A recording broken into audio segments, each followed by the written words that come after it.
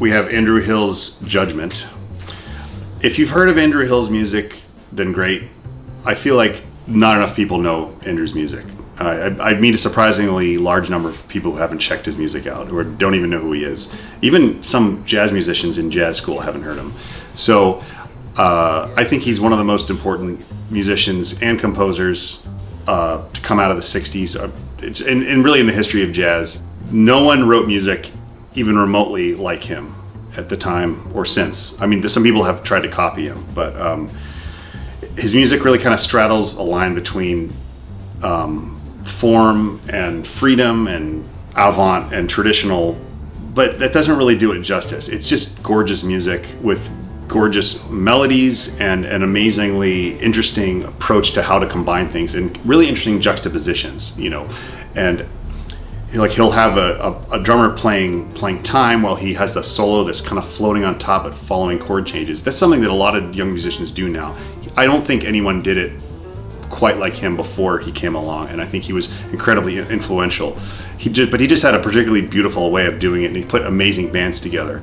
He did a lot of records for Blue Note. Blue Note was a huge champion of his music, despite the fact that I don't think they were some of his best-selling albums. This is in my top 3. Another one that I might have picked is Smokestack. But this record has Bobby Hutcherson, Richard Davis, and Elvin Jones. One of the few records besides the Modern Jazz Quartet that has that lineup of piano, vibes, bass, and drums that I can think of.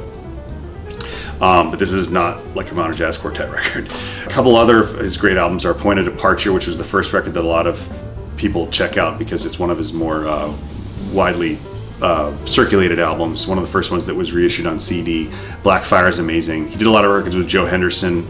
I think Richard Davis was on all of his records. And the interesting thing about Richard, he's never been, you know, one of my top 5 bass players. He's a great bass player. I love listening to him.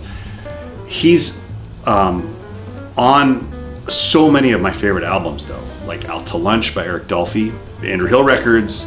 He's on Booker Urban albums on Prestige, the Space Book, Freedom Book. I love those albums with Alan Dawson. His playing, especially in the context of some of the Blue Note stuff that he did, is very, very idiosyncratic and sometimes kind of alarmingly so.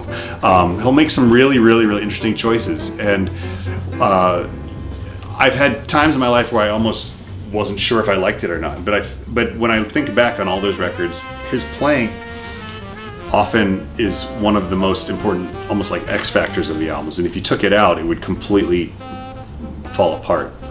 So I think his contribution to this record is as important as Elvin's and Bobby's. And I can't say enough about Andrew Hill's music. It's some of the most important music ever made, and this is one of my favorite records by him.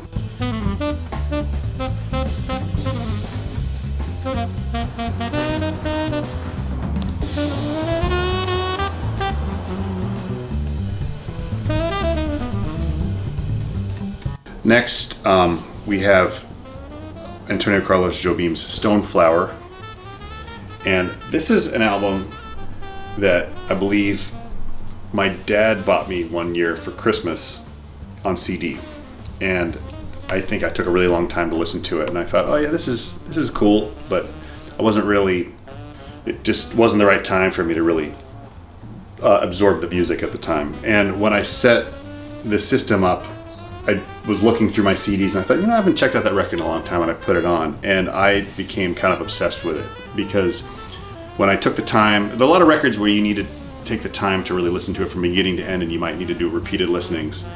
And if it might have a certain, if it has the right quality, it'll draw you in and make you want to listen to it more and more.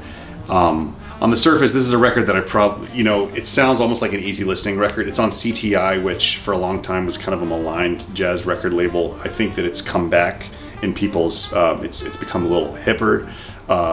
People realized there was a lot of great music they put out. I think sonically, a lot of these records got dissed for a while. People had a problem with the fact that there was a DI a lot of the time with Ron Carter. Yeah, weird overdubbing at times. Yeah, but I, you know, I've grown to really love this music. A lot of those records, not everything, but there's a lot of great records. And this record, the writing, the playing, there's just this amazing arc to it. And I mean, obviously JOBIM, one of the most important composers of the 20th century. I've played thousands of versions of his songs on gigs.